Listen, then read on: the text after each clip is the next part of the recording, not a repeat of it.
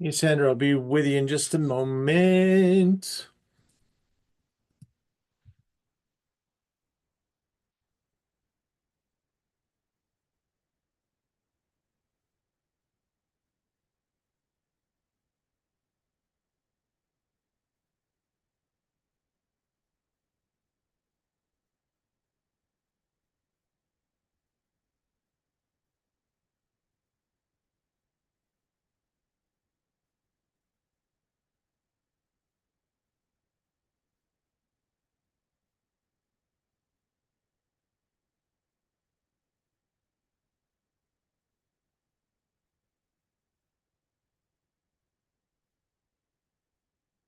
Hey, Sandra, I'll be with you in just a moment.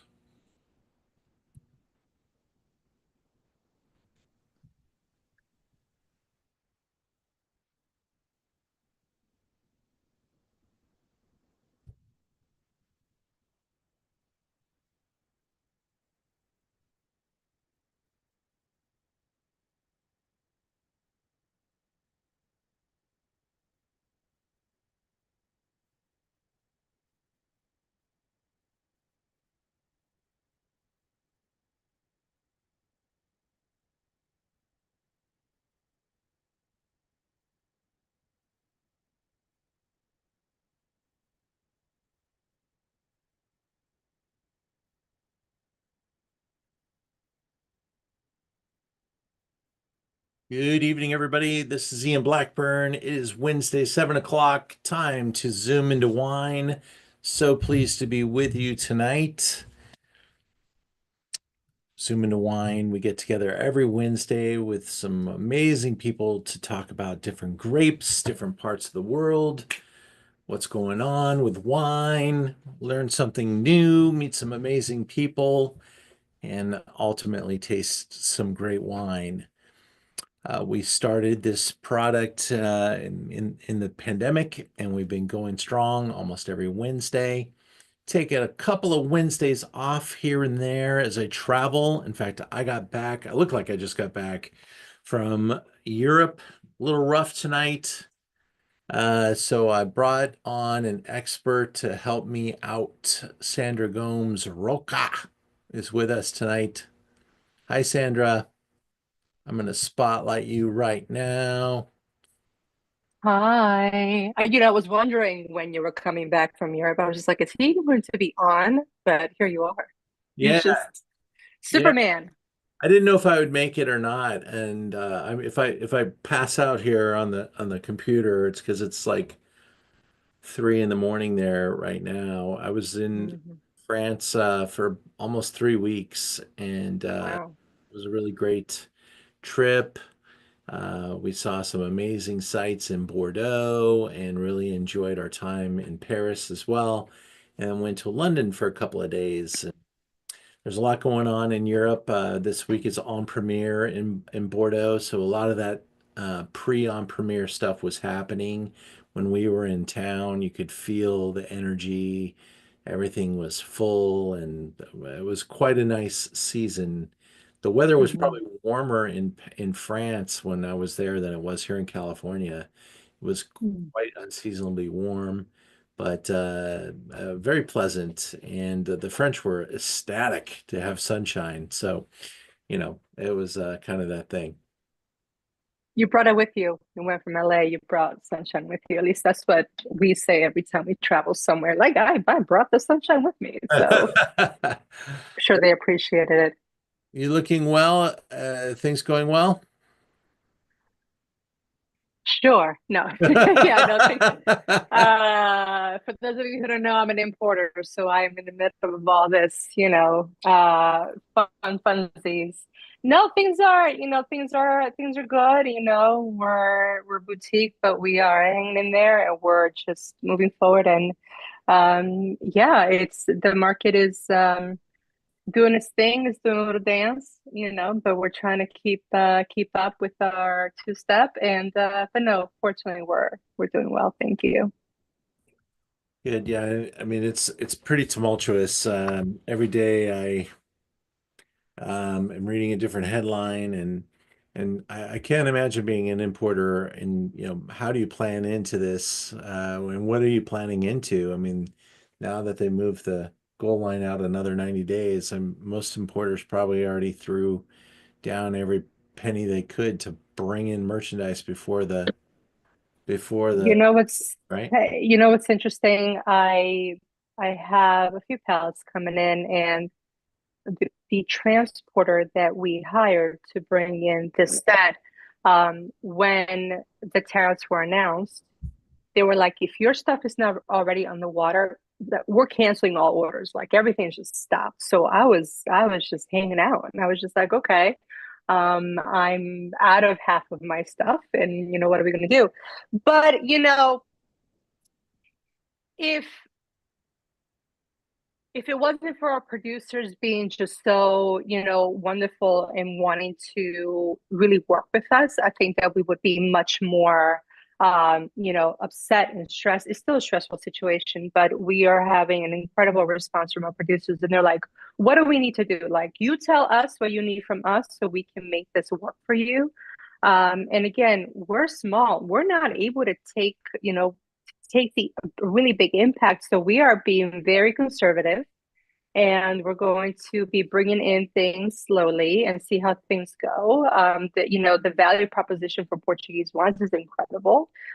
Even if we do have whatever tariffs, I think it's still going to be a high quality wine at an incredible value, regardless of what's going on. So that's our positioning. And as far as I'm concerned, the only thing that I need people to do is just to say yes to trying something. And if they love it, then great. Then we'll keep on working to bring these guys in.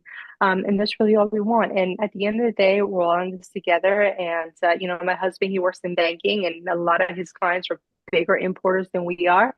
And he's hearing the same thing from everyone across all industries. It's just like we just gotta muscle through, and we're gonna do what we have to do to survive. So we're trying to take prayers, partnerships, and a little bit of good luck, and just keep on moving it forward. Well, those of you that have done this with us in the past 4 or 5 years, maybe have met Sandra before. Sandra, tell us how you got started as a wine importer. So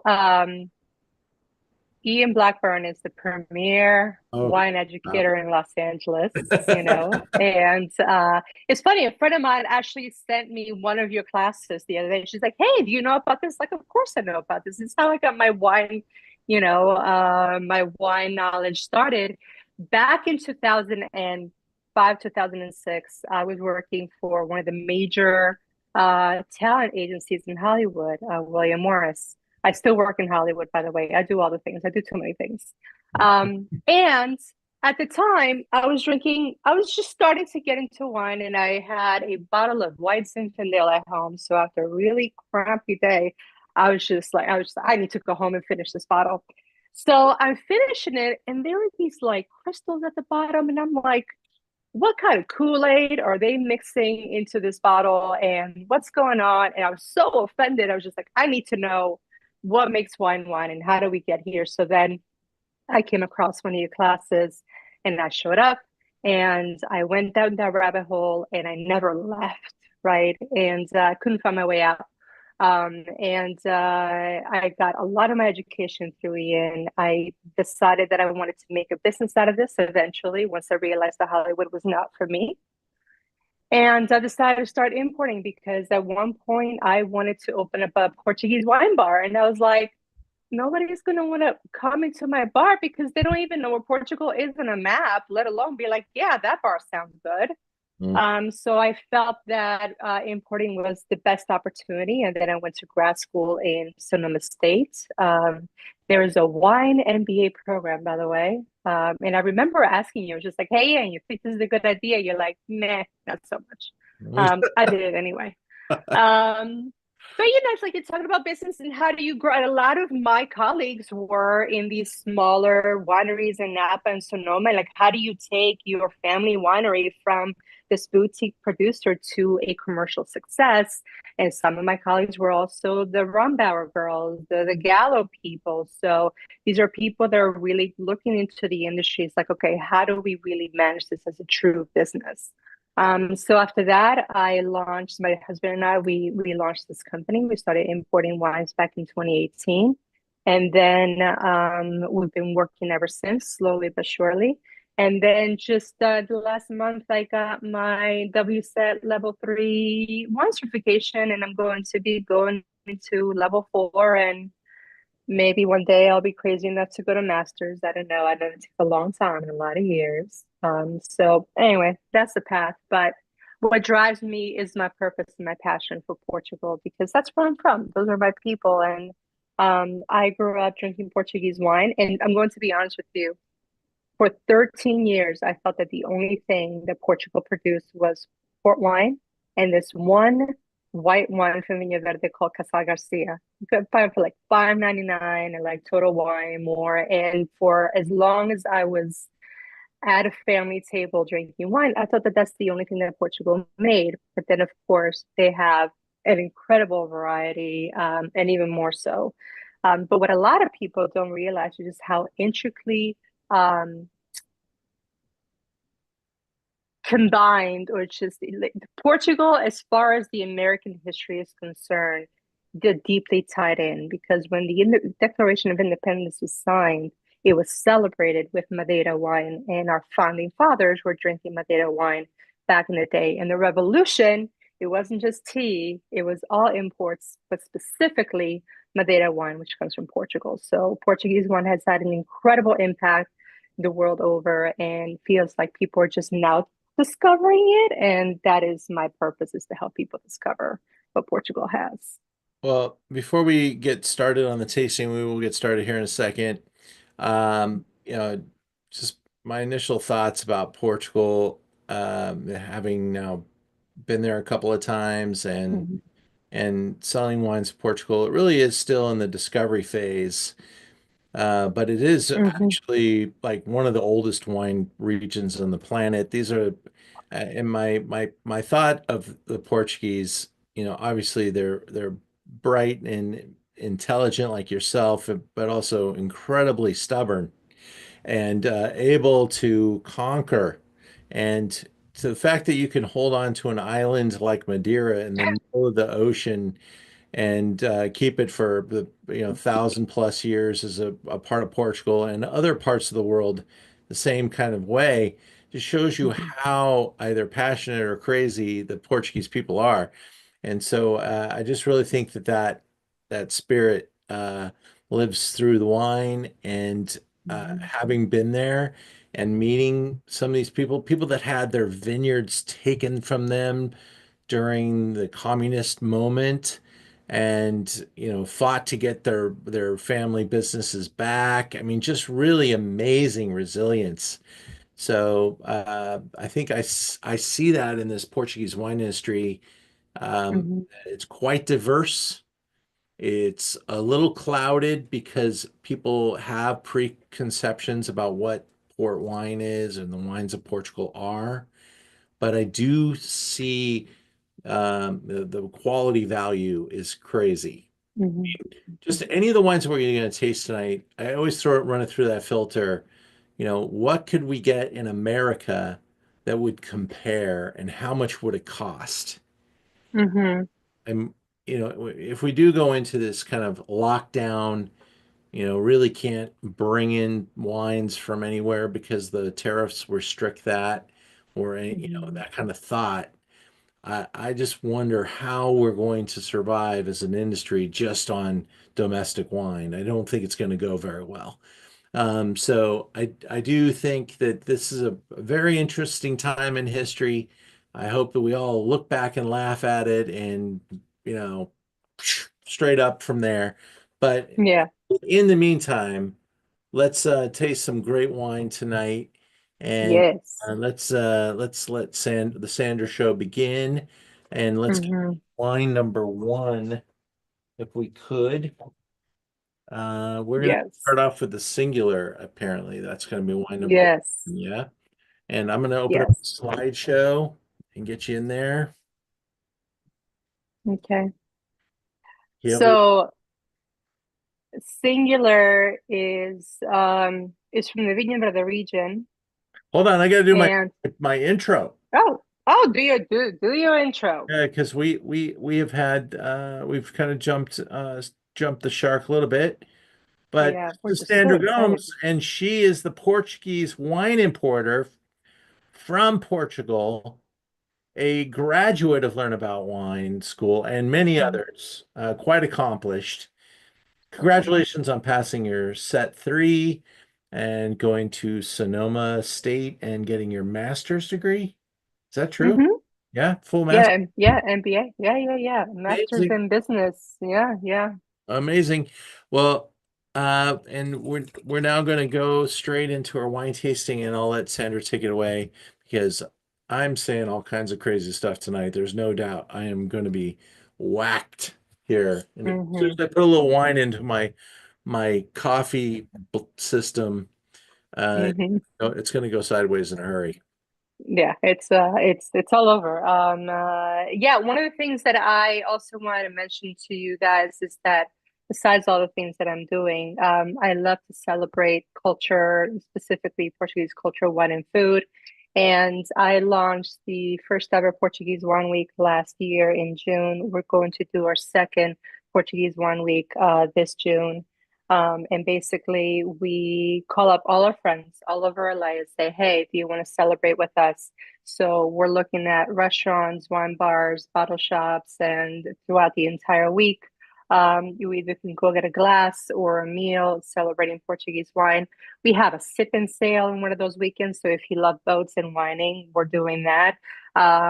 There's this incredibly talented woman who is a singer, Portuguese fadista, that's what we call her.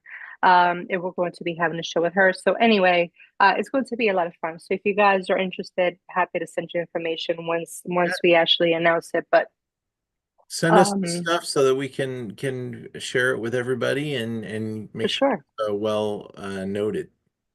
Yeah, and there's a lot of places here that are starting to have Portuguese wine. It's not just my own, it's just any Portuguese wine that's here. So if you love these and you want to explore more, then I certainly encourage everyone to check out the week and then you can decide what you want to do. A lot of fun things, but I'll send you guys all that information. But yeah, Ian and I have been working together for quite a few years. I think since 2015 or 2012 something. All right, so first up is our singular. So this is from the Vinho Verde region, and what if there's anything that I ever accomplish in life is to get people to understand that Vinho Verde is a region first and a style second, okay? Mhm. Because the idea here is that people think that Vinho Verde is sort of this cheap, throwaway, frizzy, doesn't matter, kind of whatever wine. However, when you have the singular, this is an aged wine. It spends at least like 7 to 9 months to release before it's even released. So it kind of goes against what people think Vinho Verde is. So the literal translation of Vinho Verde is young wine or green wine. And within Portugal, there's a couple different styles. You have your Vinho Tinto, which is your red, your Vinho Verde, which is your young green wine, right? And then your Vinho Maduro. Maduro means ripe, it means older. Those are your white wines from literally anywhere else in Portugal besides Vinho Verde. So these are wines that, they can take a little more age. They're an oak, what have you. But Vinho Verde is absolutely creating wines that are spectacular and they're sophisticated and they're elevated and they're age worthy. So when you see this map here, that is Vinho Verde. Think of Oregon and Washington in terms of climate, right? So it's rainy, it's cool, it's ocean facing. So the wines from there tend to be very refreshing, very citrusy forward. And those little bubbles, those pearls that you feel on your tongue when you take a wine from the Vinho Verde region, that is the emblematic characteristic of a wine from the Vinho Verde region. So historically, when producers made these wines, they want to get them out so quickly that they kind of almost finish fermenting in the bottle. So you have a little bit of that carbon dioxide left, and that's where the little sparkling comes in. So with some producers, especially some of the bigger guys, what they're doing is that they're injecting their wine with CO2. These guys don't do that. So when you look at the map, where this particular winery is a little further south, actually right against the Douro Valley. People don't realize the Vinho Verde actually goes into the Douro River. So when you're in this incredible vineyard, you're looking out into the Douro River, but it's very much centered in Vinho Verde. And Hmm. it is the largest certified organic and vegan producer in the region. And the reason that they can get their organic certification is because they are in a much warmer part of Vinho Verde, whereas if you were to be further north, closer to Spain, it's so cool and rainy and wet that you just can't get your certified wines. You have producers that are producing in an organic fashion, they just can't get the certification. Hmm. So this is a family organization. It's a spectacular winery. It's a husband and wife team, Alexandre or Alexander and Diana Gomes.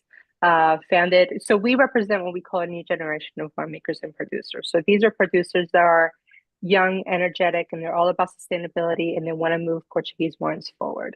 And it's an incredible estate.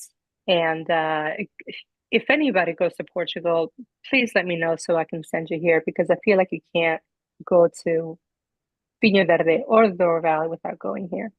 So it's a family organization. They started relatively small and now they import to quite a few markets. But all of their stuff is certified organic.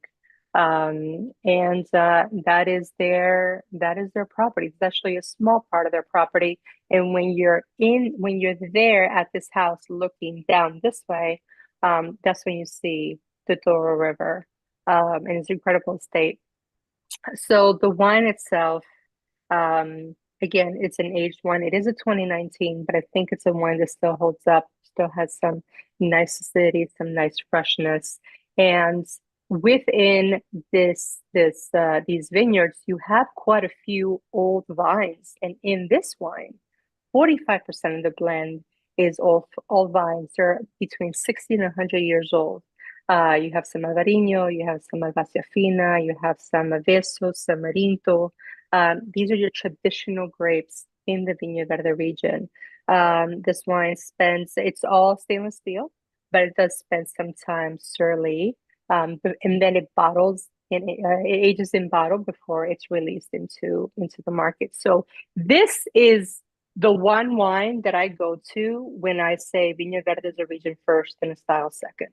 Because if you were to go into a restaurant or into, I don't know, Total One and More and say, oh, I'm looking for a Vinho Verde, they're not going to take you to this bottle. They're going to take you to something more traditional, just lighter and just, whatever. But I definitely want to encourage people to try something new, especially the ones that are age worthy. And this is one that I think really stands up to time. Um, like I said, 45% is all vines. There's a lot of like white pitted fruits. You have those tertiary notes, you have your hazelnut, you have a little earthiness, a little nuttiness in this wine, and that's really the age potential. And I think the beauty of this wine. I think she's elegant. I think she's sophisticated, but I think she's still vibrant. And especially for the LA market, so much sunshine that I think it just goes spectacularly with really anything that you have. And the fact about all Portuguese wines is that as Portuguese, we love to eat. So we build our wines for food, right? Okay, so old vines, how do we categorize an old vine? It can be anywhere from 20 years and above. Some people have different metrics. But in their property, they have an Aveso grapevine Hmm. that is nearly 200 years old. And the first time I saw it, I was like, oh, this is a cute little tree. Nice and decorative. They're like, no, that's a vine that is incredibly large. And it literally looked like a hedge. So there's quite a bit of history in this vineyard. Malvasia fina is one of those varieties that adds a lot more aromatics. So you're going to find that primarily in blends, just to give it just a little more floral notes. And then Alvarinho, she's a queen in Vinho Verde. That is my number one favorite grape, white grape in all of Portugal. My second one is later on in this showing. But Alvarinho is a grape that just transforms and evolves, especially in a blend, and that's where a lot of the aging potential can come from. Aveso and Arinto, again, just they're powerhouses when it comes to aromatics and to flavor aromas. So in this blend, I think we're finding beauty. We're finding beauty in a land of um, rain and oceanfront temperatures. So one of my favorites. Awesome. There's no relation between you and this Gomez? I wish, because then that would mean that there's a vineyard in my future, but unfortunately, that's not the case. No, and God, I'm trying to remember like how did I even come across them? I think I went to like a wine event in Portugal and they were there and I just love their stuff and I went to go see them and yeah, I mean they've been working side by side for a really long time and they're Yeah, really they're a power couple, you know. And it's just a stunning property, you know. looks like Um it really, really is. Yeah. that's the ocean straight out there. No, that's a sky that looks into the Douro River.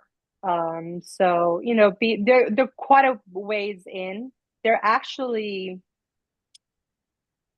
they're about 90 minutes east of Porto. So they're almost like just in the middle of Portugal between the ocean and Spain. So All they're right. quite a ways in. Yeah. Well, this is not my first time around with this particular wine. In fact, I think when the store just opened, we got some singular in, and Mhm. we've had some different results with this wine. We ordered this again from you recently, and it happened to still be or just be 19. Mhm. I love this wine with the little bit of age that we have now. Mhm. Um, 5 years with all this acidity and this character. I think it really is showing at a perfect spot. I'd love to be Mhm. able to go to a restaurant and find this on a restaurant wine list, Mhm. from a 19 vintage. I Mhm. just went when I went to France, every night we went out, we'd open up the list and everything's 20, and this is in Bordeaux. Everything's 21, 22, 23s Yeah. everywhere. And Mhm. Mhm. it's like, and as we go to the wineries, almost none of the wineries have any kind of library for sale. I mean, they have Yeah. a library they'll show you, and you can see there's 6 bottles of, you know, 1918 and 8 bottles of the 2020 or the 1921 and the Mhm. kind of stuff. But there's no real volume there to offer any kind of back vintages and stuff. And I think that's maybe a part of the wine industry's future because we Mhm. consume so many wines in restaurants, and restaurants need wines like this. This, Mhm. I mean, how many Vino Verde wines of higher quality, organic, single vineyards, just really this checks a lot of unique boxes. And then you're going to pair this with food. This would be ridiculous with so many Yeah. different types of things, so much fun. And then price point, even on a wine list. I mean, frankly, this wine's probably between 50 and $60 on a wine list. And it Mhm. really is, going to be tough to beat. At $20 Yeah. retail, this one sits right in between the, 14, $16 Vino Verdes that kind of represent the common Yeah. level. And some of the other wines that we carry too from this region that can go north of $30 pretty fast. Mhm. This Yeah. This is super. This is super. Yeah. You know what? What I would tell you guys is that, again, when you look at the region, because in Portugal, wines are generally known, introduced, and sold by region, right? Whereas, in California, you have an Napa, but if it's a cab, if it's more the varietals. But in Portugal, people just more go for Vinho Verde or the Douro or the Down, right? So, um, I can tell you that when I go to market with a wine like this and they see a 2019, they think that I'm trying to get rid of something old. And it's not. It's just like this is the kind of wine that I think has longevity. So if you guys are ever out there in the wild and you see a wine from the Vinho Verde region, and the age is just like, well, I didn't really like it wasn't last year or 2 years ago. Look at the varieties, in the blend, or even if it's I'm on a varietal. If you have Alvarinho in there, then that's definitely an ageable wine. So I would certainly give. Oh, and also, if it matters to anybody, I don't know if it really matters to a lot of people. Robert Parker also gave us a 90 points. So you have some credits behind it, but on its own, I think the wine really stands up. And we are bringing in the latest vintage of this guy, so I'm excited to see what a younger vintage feels like, but also to see it evolve over the next couple of years. It's like when I click through, this wine may have gone through a small price increase here because it's Hmm. 1995 when we built the slideshow out about a month ago. Hmm. Now it's 20 Hmm. bucks. So you all have a 10% discount code that are on the Zoom. So you'll be Hmm. paying less than the 20.95 when you use the code, and that's on Yeah. bottle. So Hmm. we have a good amount of inventory, 16 bottles available. I suspect some people are going to really enjoy it as much as I do. And it's just, with summer months coming, this is Hmm. absolutely something you can pound all summer long. Super All refreshing summer long.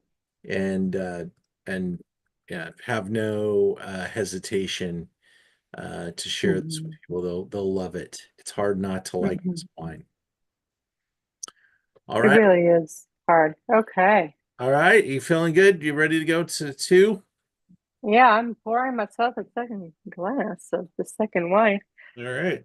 Oh, okay. So, if I said that Alvarinho was my favorite grape, Encruzado is my grape number two, for different reasons. In fact, every time I go to Portugal and I'm in a restaurant with my parents, I look at the menu and I'm just like, what Encruzado is here? So this is a Quinta das Queimas in Cruzado. Quinta das Queimas is in the down region. And actually, fun fact, so this is two sisters that inherited the winery from their family. The winery has been around for over 100 years. Historically, they have been selling their grapes to one of the major producers in Portugal called Sogra. So if you see any Portuguese wine out there from major producers, chances are, that big company made it. So when they inherited this property, they started to make their own project, and we're the first ones to bring this one here. And one of the sisters is a professor here at UC Irvine. Her name is Cristina Videla Lopez. So she had actually been trying to find an importer for a couple of years before she found me. So seeing the map, this is a little further south in Portugal. We call this the heart of Portugal. Down is just south of the Douro Valley. It is high elevation. It is a region. You know what?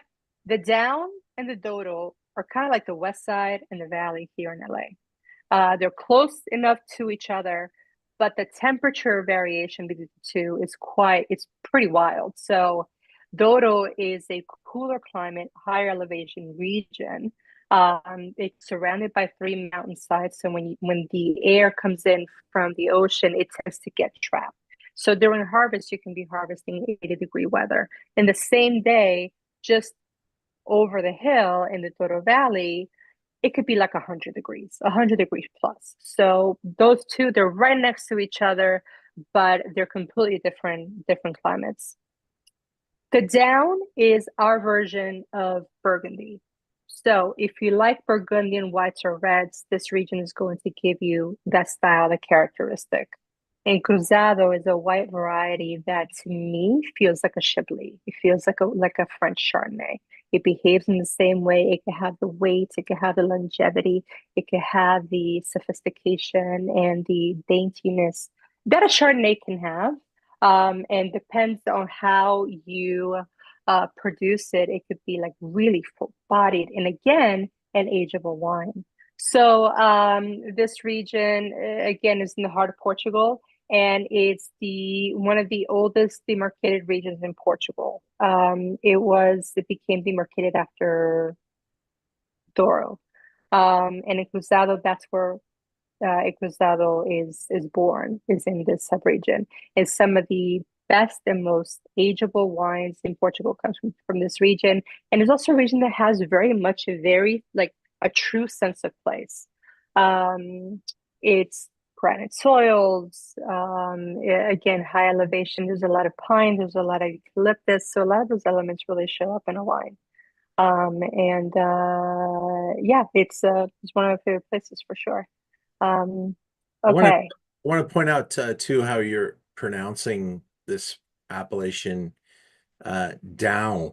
Mm, mm. It's like going down the stairs or a Yeah. down jacket, right? So in the word in Portuguese, the A has a little squiggly line, Okay. right? So it gives you the own. But it's not down, it's just like going down the stairs, up, down, right? Um, so Quinta das Queimas is the actual village that is closest to the winery, and that's where they got their name. The little emblem is a nod to the Celtic history of the region. Northern Portugal, centuries ago, there were a lot of Celtic folks up there. Portugal has had quite a history over the years. It was occupied by the Moors for 500 years, and there's just quite a lot there. All right, so Christina and Graça Videira Lopez, those are the sisters. They're the proprietors. Christina is the UC Irvine professor. She teaches computer science. Hmm. Incredible woman. Again, I think, yeah, they have about 74 acres, and it's been the family for over 100 years. And in fact, I actually met with her over the weekend, and she told me, we have a parcel, and what's in this barrel is wine that comes from this very specific parcel is really, really small. These are vines that are within the actual village itself, and those vines are over 100 years old. So when they were selling to so grape, she's like, we've been selling for them for so long that, when these big companies, they have these contracts with these growers, they go based on tonnage. Like we need X amount of volume, we need X amount of weight. So when they were historically selling to them, it was everybody into the bucket. It didn't matter where they came from, didn't matter the age, didn't matter like this, nothing. It was just like, oh, that's a white grape that goes in here. So it's just like, wait, you were giving them 100-year-old vine grapes and it just went into like whatever bucket. They're like, yes. What were you selling this for? She's like, I have no idea. So now they're coming in, now they're much more educated and they're much more focused on really bringing the true essence of Portuguese wine and being very mindful about what they're doing and where they're doing it from. That's again the family home. It's been with them for ages, and they literally started in 2020. This is their first batch, and I think it's pretty incredible. So Encruzado again is the queen grape of the region. This is where she was born. This is her home. I think everybody else tries to duplicate her, but they can't do it here. She's elegant, she's sophisticated. I think she's royal. She's a beauty. And again, it can behave like a Chardonnay. This wine has no oak. It's 100% stainless steel, but the weight, the body, and the structure of this wine, when it's just its own, is just so beautiful. And there's no intervention here. It's literally from vine to, crushing it, to fermentation, to aging on the bottle, to market. They don't. There's no lab work. There's no chemicals. They don't do anything. It's as close to natural without it being a natural wine, right? They do use, selected yeast, but for the most part, if there's very minimal intervention. There's a lot of minerality here. There's a lot of really beautiful notes of citrus. You have your white pitted fruits, and again, it's the complexity. And this is a wine that you can like hold on to for like 10 years. You can hold on to like 20, 30 years. It is absolutely a wine that's age worthy. And a lot of producers, they have backlogs from like 1999 of this Encruzado variety. So anytime that you see it, pick up a bottle, take it home, enjoy it.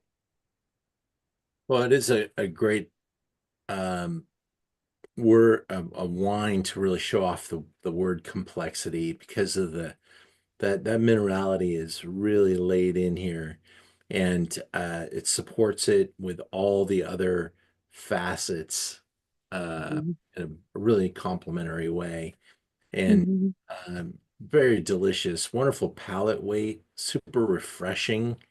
Again, Mhm. another all-star for food and wine and having just something delicious to refresh yourself. Mhm. Think it's quite a rewarding wine as well. So Mhm. I like this wine with it's the idea of having it with something like a bouillabaisse would be amazing for me. Maybe that chili verde kind of a dish. Mhm. Mhm. I could see this crossing over into some spicier cuisine as well. So it really, Some Asian influence, yeah. yeah. I think so. Yeah. It's just so fun, and and again, it's just such an elevated wine, and it's again one of my favorite varieties. So Christina is the one with the longer hair. Her sister Graça is the one with the red hair. And these are just two women that really the only experience that they had in wine is just that their family had a vineyard when they were selling their grapes. Mhm. They hired the right people, they strategized, and um, it's just awesome. And this is the kind of people that we love to represent, people who are taking history and tradition and just doing it cleanly and beautifully, going forward to highlight the best of Portugal. That's one of their parcels. They have quite a few parcels throughout, not all like together. Because historically, in Portugal it's just like cousins and brothers and siblings or whatever. It's just like all the land was divided up, and then throughout the generations, um, some people sold and some people didn't. So you can have a large parcel next to a little one that has nothing to do with you, next to another one that has everything to do with you. So, yeah. And look, for less than $30, I would put this up next to honestly any French wine. I mean, like I'm that confident. It's just such a beauty. I think she's elegant and regal. I love her. And again, you said this is the first time that you've brought this in and the first time, Yep, first vintage. correct, correct. Did you have a different Encruzado before? Yes. So same region, different producer. We're bringing both back because the other Encruzado does have oak aging. This one does not. And I love to see them side by side. So again, one of my favorite varieties. So I will bring them in any fashion that I can. So done. All Mhm. right, let's go back into our show and get prepared for the third wine, but we're just gonna take a quick second, say hi to some Mhm. folks and get some reaction so far. Therese Mackey, I saw you on the Zoom tonight, and I couldn't help but think about you. This wine's called Saint Teresa. Uh, Mhm. that's pretty nice. Yes. Yes, I noticed that. Thank you. Good to see you. Nice to see you. Russ, how you doing, buddy? I'm good, Ian. Oh, you got the We baby. got we got a mini me making noise back here. All So right, wait, you can't. I'm gonna put the spotlight on. Let's get Em back there. this is her first. Aw. This is her Hi. first wine class, Ian. All right, fantastic. Yep. She'll be an expert by year one. Love it. Russ, how's your vineyard project going? It's coming along. Cool. Yeah, slowly, but it's working. Russ is in Willow Creek and Paso Robles, and got some good things happening. Could do with some Portuguese varieties up here. All right. Well, I know you guys would support, and yeah, I'm glad to have you guys on the Zoom. I'm sorry I didn't realize you guys were coming on and going to be here, or I would have had some conversations with you. You called me like yesterday. You've been Traveling. busy working on your Bordeaux tan. Yeah, that's exactly right. Actually, I did get a tan because when I went to France, I didn't take any sun protection with me, and Paris was like 75 degrees, no, not a cloud in the sky. Yeah, I'll catch you out. Yeah, walked 12 miles a day, so I definitely got a little sun damaged. But so happy to have you guys here, and thank you, Lisa Test. Always good to see you. Your Giants are doing great, Lisa. Gonna make it a fun season. Absolutely, always. Uh-huh. Amy, always happy to see you here. Thanks so much. Sandra, I saw you taking some photo The other notes. Sandra. Oh, there's another Sandra. You getting ready for a test or something? Are you going to be sitting in an exam soon? Oh, I can't hear you. I see you talking, but cannot hear you. Muted. Yeah, Sandra, you're muted if you want to speak. Are muted. There you go. I think I gotta hit that button. Well, we'll catch up with you later, Sandra. Uh, Chapeleiro is going to be our third wine here. It's another great wine from Vinho Verde, one of our best selling SKUs as far as total volume since we hmm started. It's always been a favorite. I think we've carried this every single vintage. So let's get hmm into the slideshow and check it out. The packaging continues to be elevated. hmm So, you were saying earlier about the singular being a really fun summer wine. But this, I've had people call this a porch pounder. Yeah. And at first I was just like, a porch pounder? Like, that sounds crappy. But no, it's super easy to drink. It's so aromatic. And there's a reason as to why I put the wines in this particular order. So both the singular and the chapelator are from the same region, Vinho Verde. This guy is a little further west and just slightly north, but it's still in a warmer region of the Vinho Verde. But the reason that I put it last in the whites is because there's a touch residual sugar. It's just so fun to drink, and it absolutely is the one that has that little sparkle from Vinho Verde. And Actually, where you have the little arrow, if you go a little further east, that's where you're going to find, yeah, around there, that's where you're going to find the actual property. So this is a young man. His name is Carlos. And Chapeleiro, if you know French, chapéu means hat. So chapéu in Portugal is hat. So Chapeleiro means the hatter. Not a mad hatter. He's just a hatter. So he named this project this in honor of his grandfather, who was known as the Hatter in the village. So, growing up, it's like, look at that. It's stunning, right? So, in every, my parents are from a really tiny village. If you've seen the Flintstones live action, that's literally exactly how it looks like. It's just houses built out of stone. And some of those houses are older than the United States. So in every village, you have your older, residents, and they have terms of endearment, and Chapeleiro was that. So Carlos was actually a banker by trade, and he decided to honor his family, his grandfather, by making a really beautiful Vinho Verde style wine. The varieties here are Loureiro and Arinto. So these are some of the most flagrant varieties in Vinho Verde. It gives you really a lot of those like incredible fruity notes. It's just such a beauty in the glass, and it's just so fun. So yeah, I will absolutely take it as a porch pounder because you can just right. It's also lower in alcohol. I believe it is 11.5%. So, really refreshing. If you have this like just super chilled, you're not gonna have a bad day. It is a noble grape variety, Loureiro. Loureiro is like laurel, like the laurel leaf, right? So it's the same spelling. Um, Very much a blend. You are starting to see this variety as a monovarietal as well as Arinto.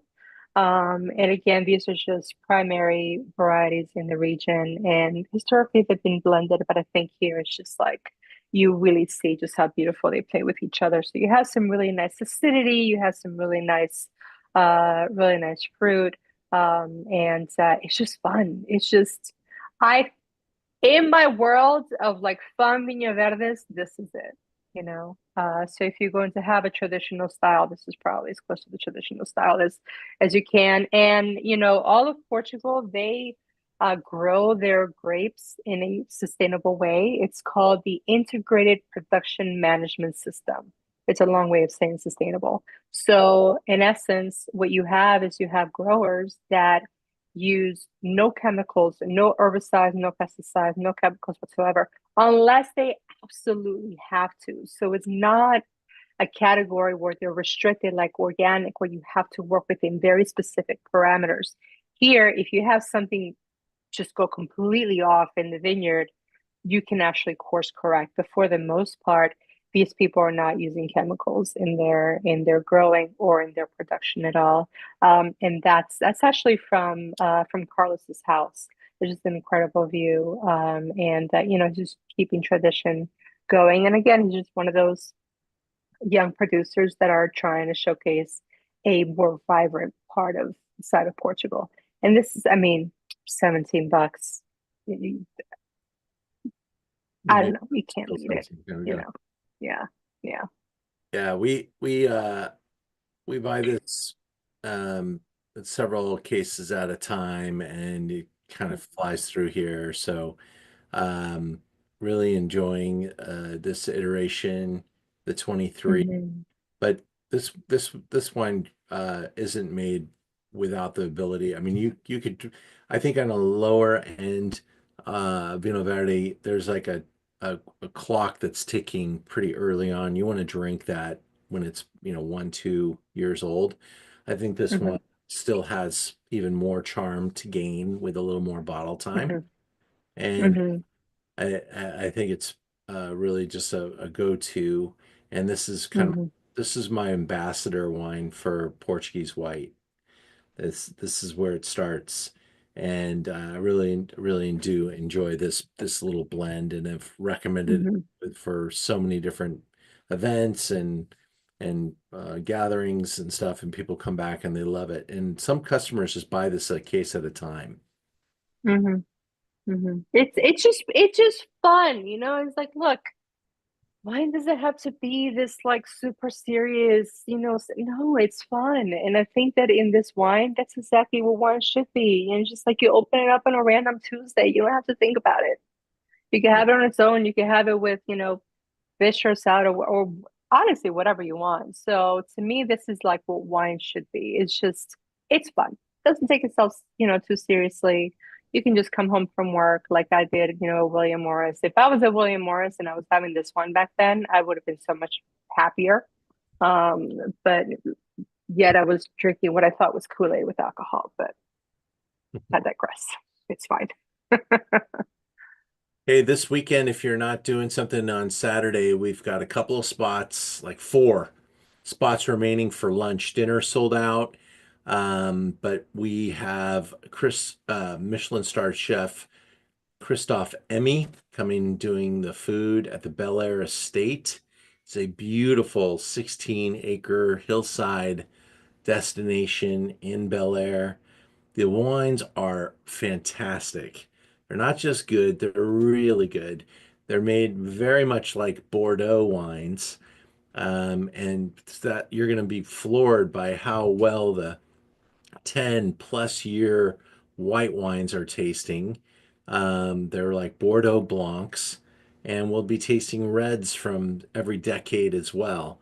So they last time we had wines from the 90s, the early 2000s, 2013, and then the current 2018-19 vintages were being tasted as well. So we'll taste a large number of vintages, and we'll walk the estate. It's a storied estate. It was founded by Mr. Fleming, who was involved in the creation of the movie Gone with the Wind. There's actually parts of the original Gone with the Wind set on the property. Um, the, the the property's been involved in my Learn About Wine career since day one. I called the founder of the property. His name was Tom Jones. He's passed away now. But Tom let me come and take our first photographs for the Learn About Wine website in early 1995. And that's how we started. And this property's got its own beautiful micro little winery on the facility. It is, there's not a Bel Air appellation yet, but LA used to be the largest growing zone in America for grapes, and about 150 years ago. And we became a monoculture, and insects came and shut that down. But man, I mean, grapes love to grow in Los Angeles, and it really shines here at the Bel Air Estate. People come and they want to come back. So with this year, we're doing two events. We have one this Saturday and one in 2 weeks. Both of them have seats available for the lunch, and both of them have sold out dinners. So you should join us for a meal with Christoph Emmy. If you ask what the best restaurant is in LA, I would just tell you any night that Christoph Emmy is cooking is probably the best restaurant in LA. He is really a talent, and the people are in for quite a treat this weekend. All right, back into the wine, and we're moving to reds, and we're back in the down.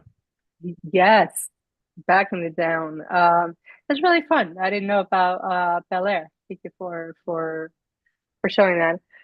Okay, so we're going back up to the down region, and again, this is our version of Burgundy. This is a very special red from the professor at UC Irvine, Christina, and her sister.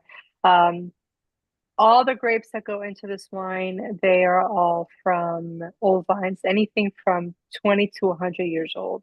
Now, an older vine, what makes it special is that the older the vine, the more complexity there are in the grapes.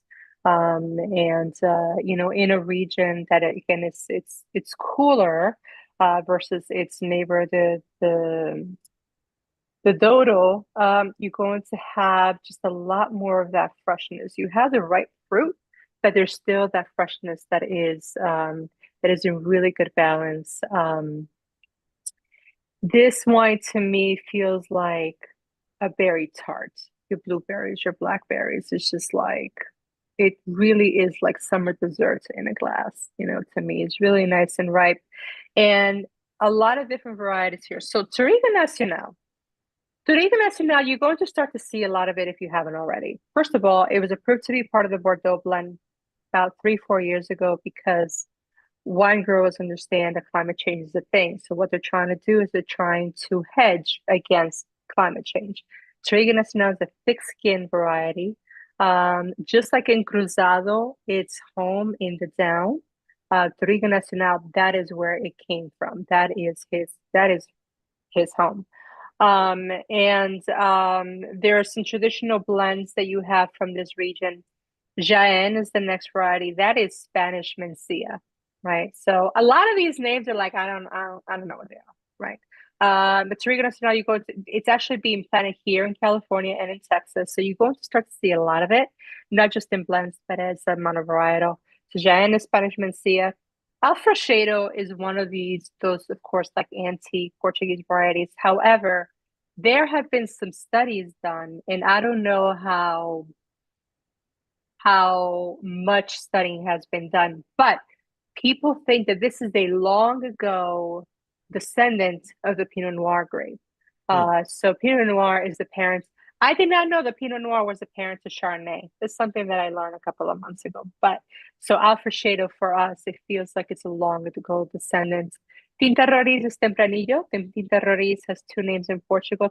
Tempranillo in the north, Aragonés in the south. And Portugal has over 250 native varieties. However, a lot of those are repeats because, my people, we're very whatever about things. We have zero sense of urgency, right? So nobody was writing down any records, it's just like you had a cousin from down the street be like, hey, I have this clipping of this vine, you're gonna like it, plant it. What's it called? I don't know. So they looked at it, it has yellow leaves, so we're going to call it yellow foot or something like that. So a lot of the varietals or the varieties, they're sort of renamed based on what they look like to that particular person, that particular day. So that's how you can have a Tinta Roriz, which is Tempranillo, is literally Tempranillo, just with a different name. And then there's a few others, Rufete being one of them. There's no test, there's no quiz. You don't have to remember these guys. Just know they're very much Portuguese varieties. Again, just very deeply concentrated. To me, it's just like stewed berries in a glass. It just feels really like yummy and saturated, but just really a lovely, lovely wine. And this comes from a very particular parcel within their vineyard. So it's a hand selected bunch of grapes that went into this blend. The tannins are soft, but I think they still have a lot of structure. So there's longevity here as far as aging is concerned. And I think it's just it could be a really nice meaty wine, but there's still a lot of minerality and freshness that elevates it and makes it much more palatable versus, let's say a Zin, which can be like also jammy and also like very light, but it could feel very heavy at times. So in this interpretation, these blends, they're meaty, they're juicy, but there's still an elegance to them that allows them to be paired with a bunch of different stuff.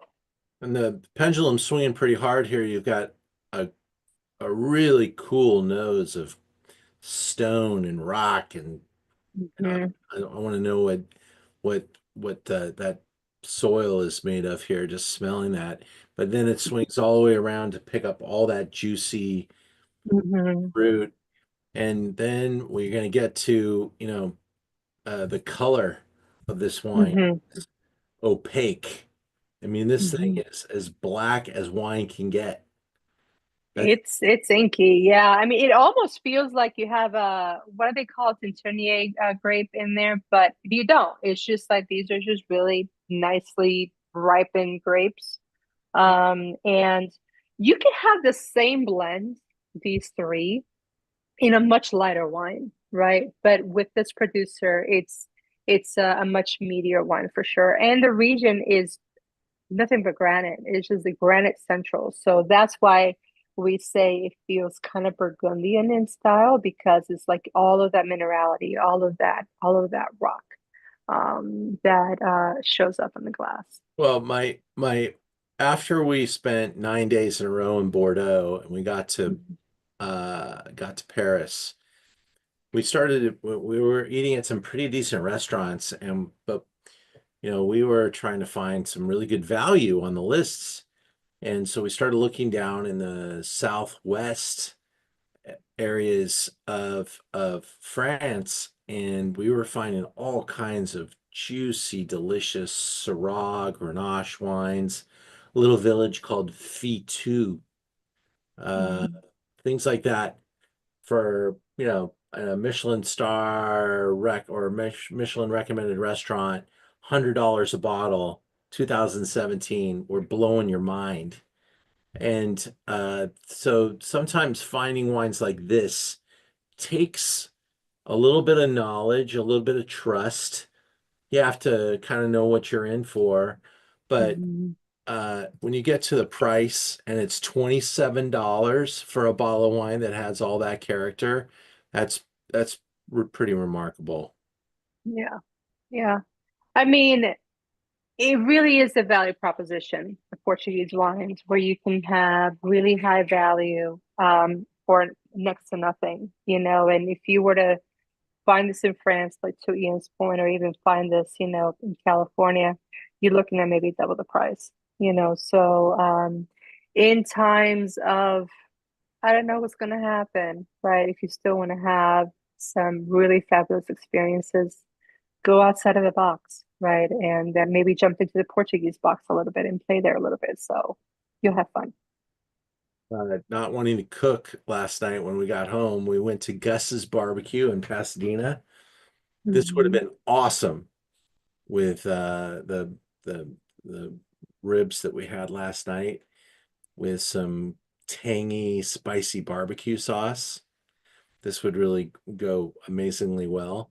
When I was in Portugal, the owner of winery roasted a whole goat for our group, and it was just crazy. I think it slow roasted it for like 10 hours.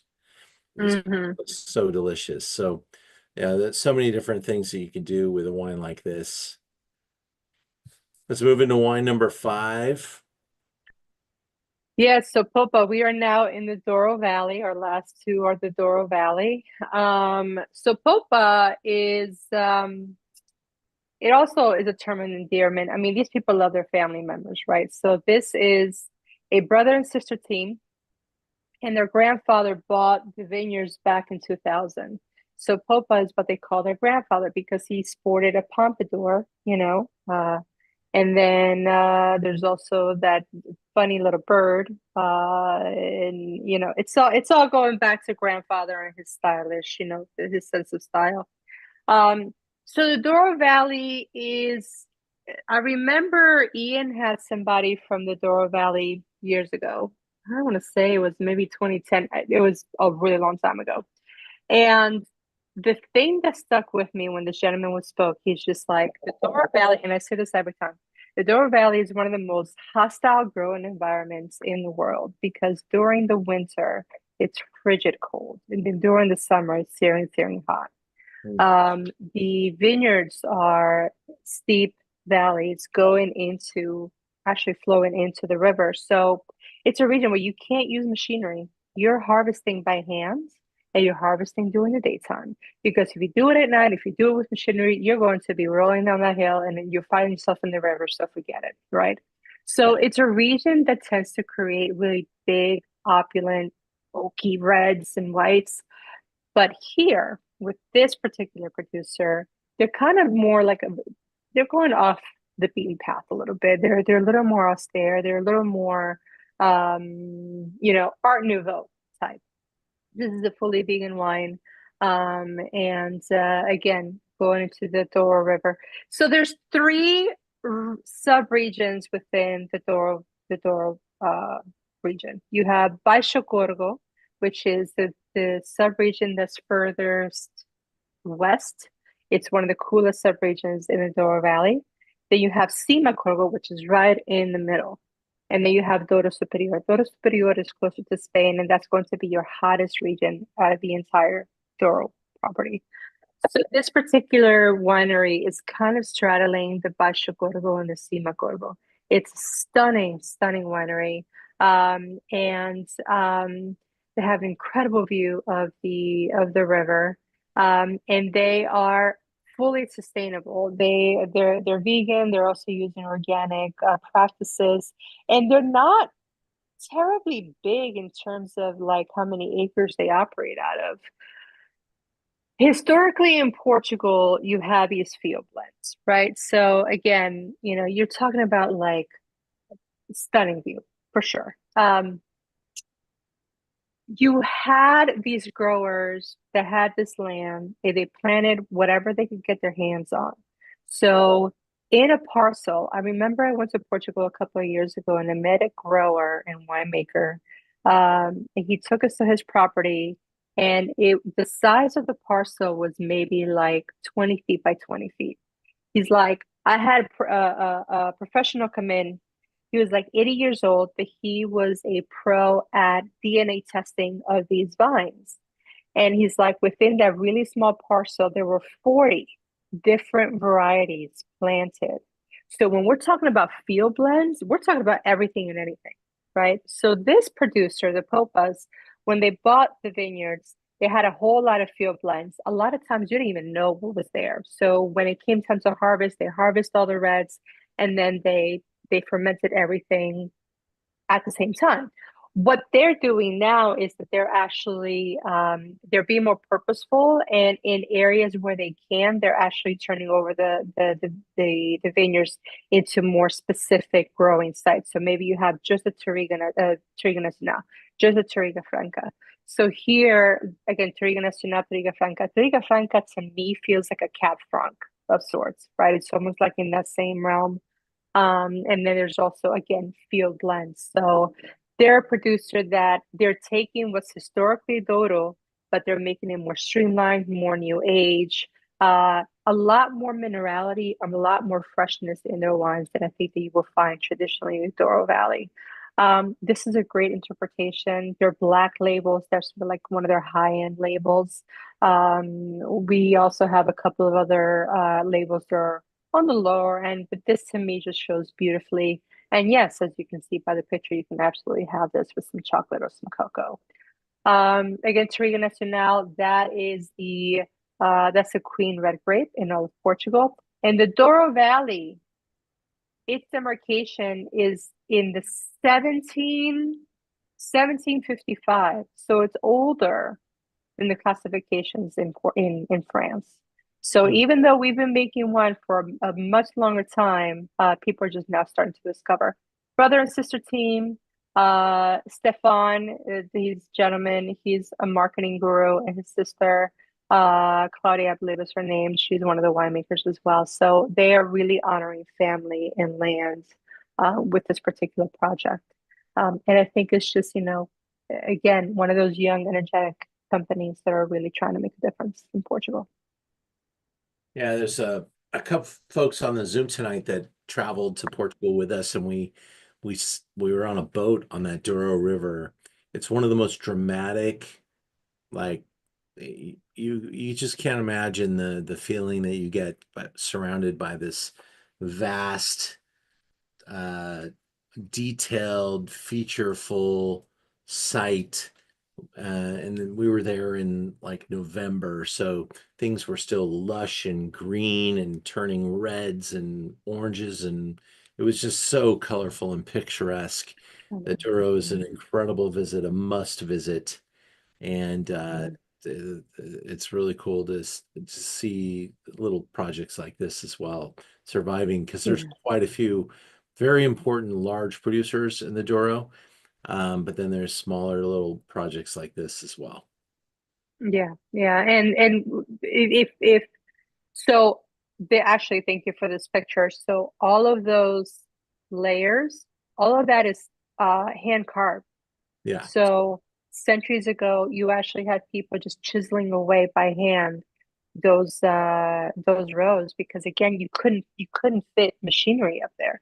And again, if we're talking about the 1700s, there was no machinery, so a lot of elbow grease.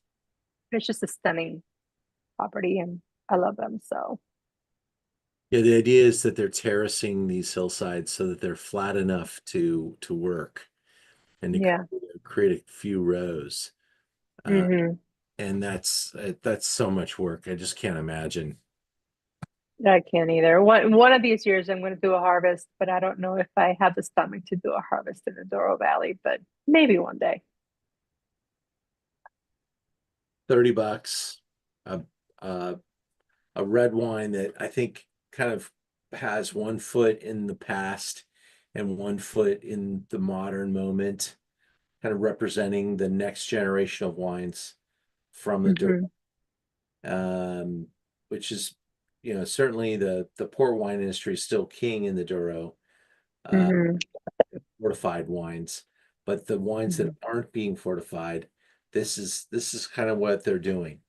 Very like blended and bold and strong, and you could connect this wine to things like Bordeaux or Napa and other great red wine regions of the world.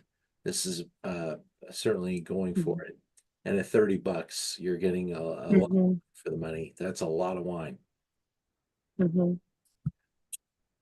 So The final one, we're sticking with Douro. So it's fun to have these two side by side because the first one, the Pôpa, I think that there was so much more minerality and I think a little more freshness, and it felt more like it's just again just not overpowering or overripe or over anything. And then you have this Perspectiva, which to me feels like an easy introduction into the Douro Valley because again, it's just like the region can create really big and opulent wines, but in this one, it's just softer and there's some nice jamness to these wines. So Santos and Seixo is one of the first, one of the original producers that we brought on board. Everybody else here is actually like second generation, but when we first launched, this company is a company that we brought on. And Santos and Seixo, they're two families that came together to create the best wines that they could from regions all over Portugal. So, you know, they were more like a merchant is not the word, but they were a company. They were working with different wine growers in different regions, and they bought the fruit and they started making their wines. This Perspectiva is one of the wines that's actually there. So they actually bought a property in the last few years, and they're vinifying their own fruit.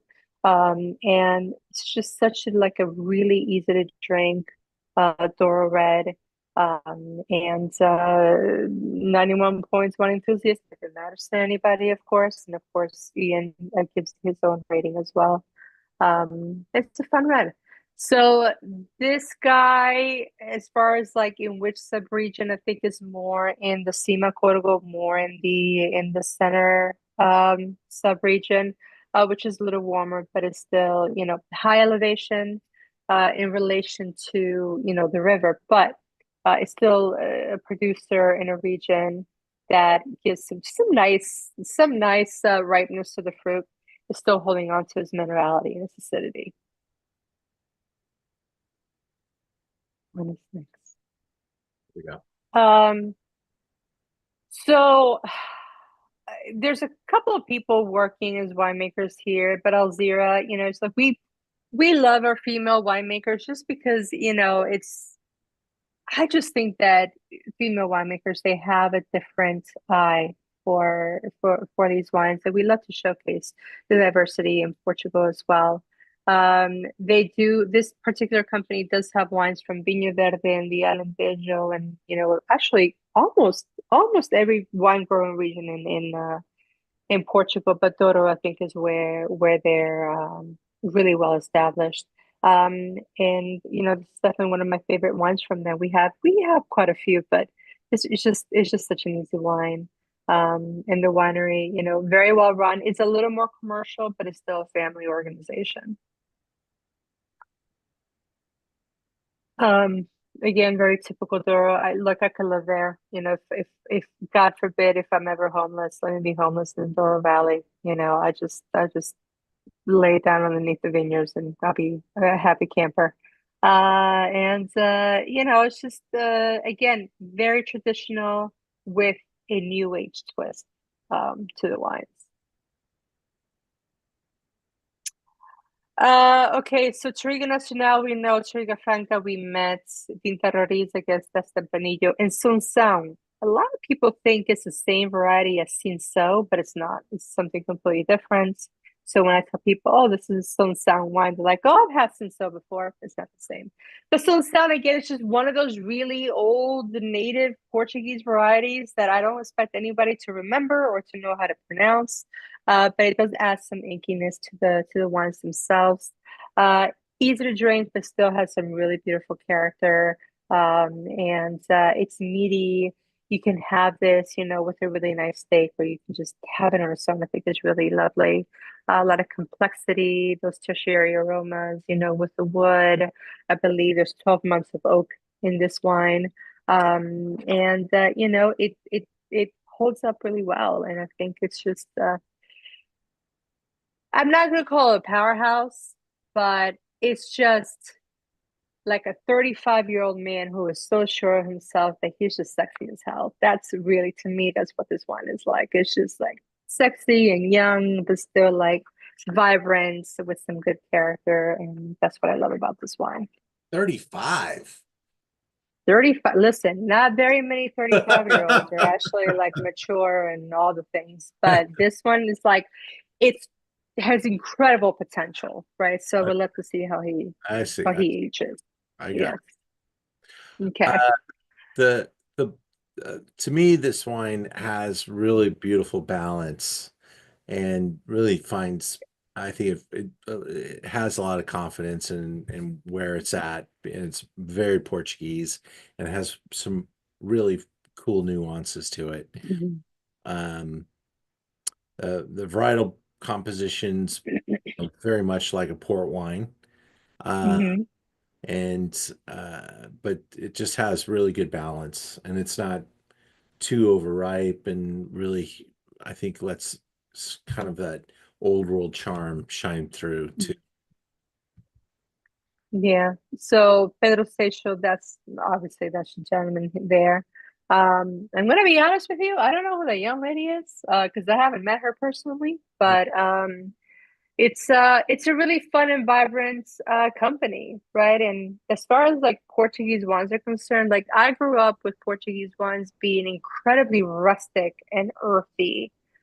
But this wine, I think it feels just a little more international friendly. When I go to Portugal and I look for producers and wines, I go with the Californian palate in mind, right? Because I want to introduce Portugal, but I don't want to introduce, you know, the very Portuguese wines that some people will be like, this is a little too wild for me, right? So we like a lot more fruit, but yeah, it's just again a couple of families coming together wanting to make the best wines that they can make in the country, and that is they have two properties, and that's absolutely the Douro property, which is just stunning. And I think that they bought that property in the last like 5 to 6 years.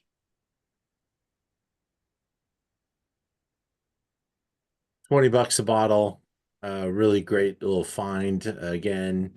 And Hmm. that's we in the world of Portuguese wine, we definitely have a lot of wines that are in that super collectible, classic, ultra premium price points. Most of those are fortified at this point, but and then you have all these wines that are just over delivering.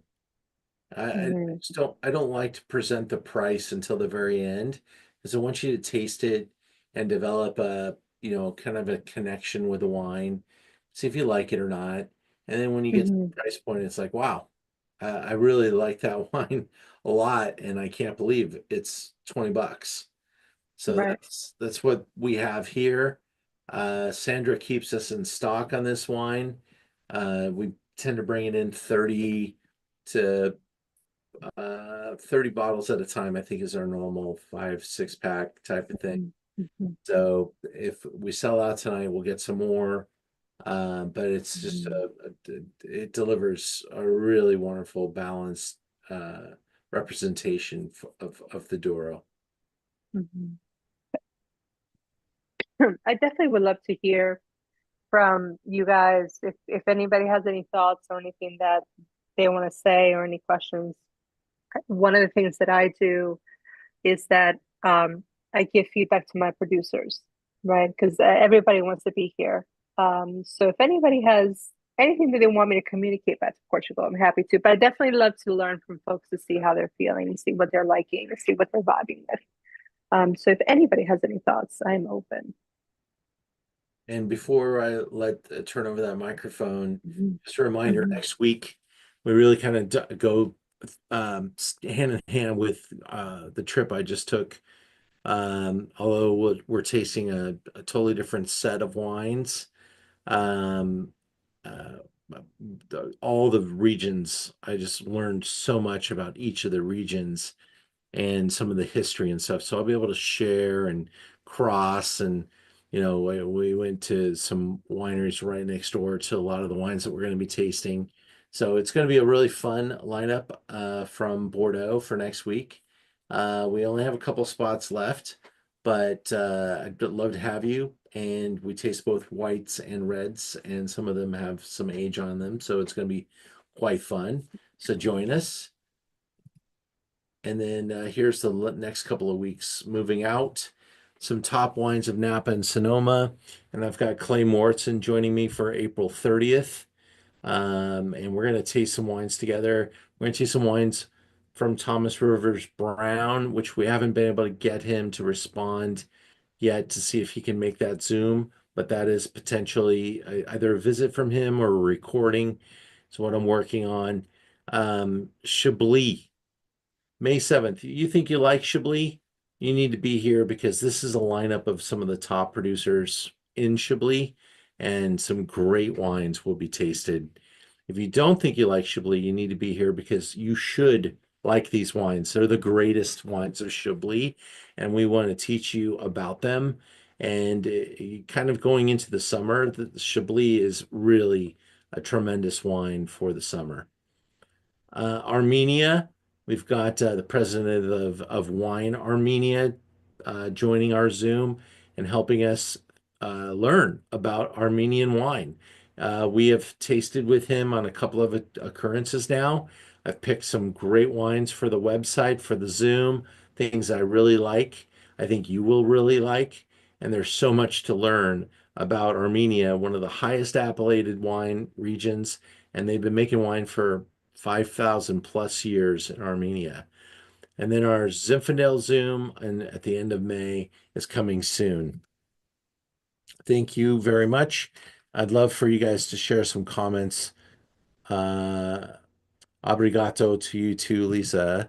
I'll share some comments with Russ. I'm sorry, you've been spotlight on the video for a while, so I'll remove that so that you can relax.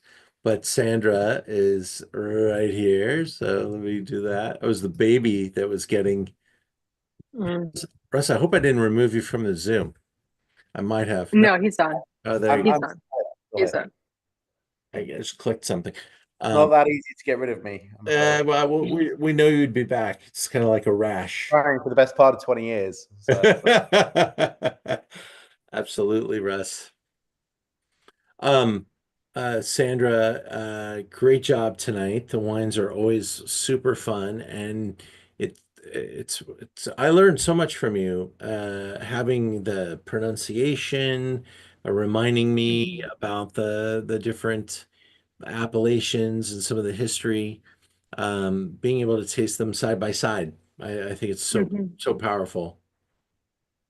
Yeah, and thank you for giving me the opportunity just to showcase these wines because, it's sometimes when you're in your head and you're doing something and you're like, oh, is this going to work? Do people like this? So, any opportunity that I have, again, the only thing that I want for people to do or to say is just to say yes to a glass of wine. Just try something new, right? And I definitely want to encourage folks that if you see a Portuguese wine out there, even if it's not any of these, they're not as good as mine, but whatever. But if you see one, try it. You might just be really surprised. And they're starting to really get their bearings. They're starting to get their sea legs as far as like how they're producing wine, and they're really elevating themselves. And I'm here to showcase that. And thank you, Ian, for giving me the platform to do so. I always love doing these. So and I would say, Ian, if there's any places that you think that I should go,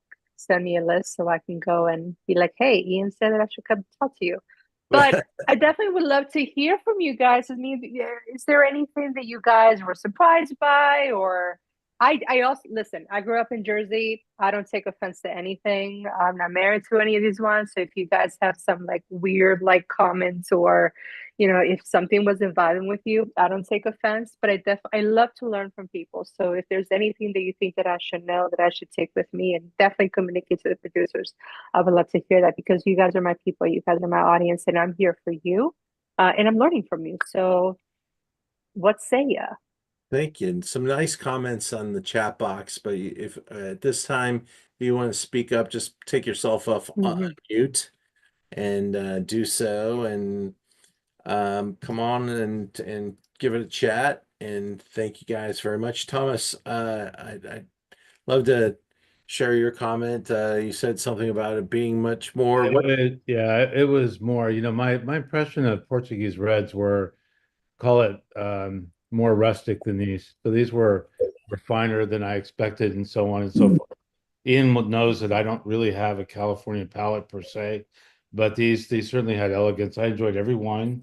I was also very surprised, and my wine showed up at 7:10, by the way. I live near San Francisco, and you just never know how it's going to show up. So I wasn't even sure I was going to be on here tonight. So they showed up at 7:10. I raced to get my computer open and get on the Zoom and so on. And then the first wine, the Vino Verde, was just like, wow, that just hit me in the face as a real eye opener, and it was strength after strength. So I really enjoyed it. Thank you so much.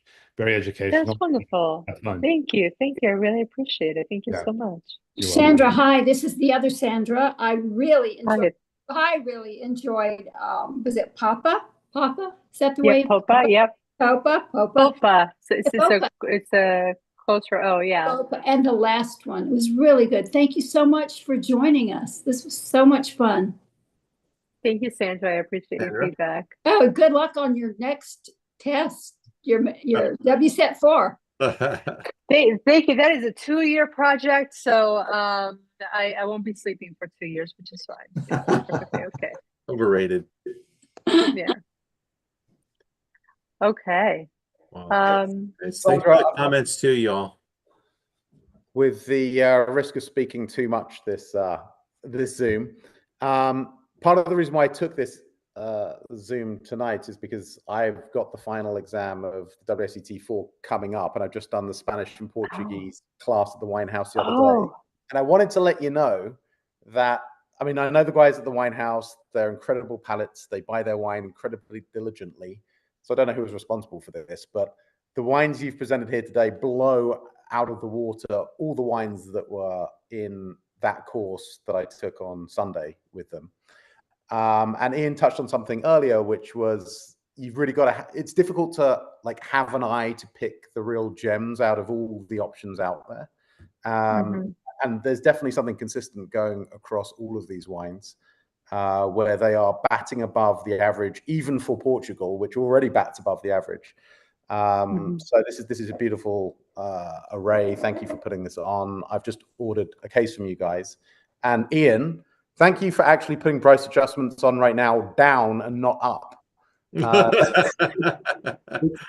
think like seeing discounts on imported wines is going to be a rare thing. So I've just taken advantage of it. And orders have shown that people are concerned about that. We've had some pretty.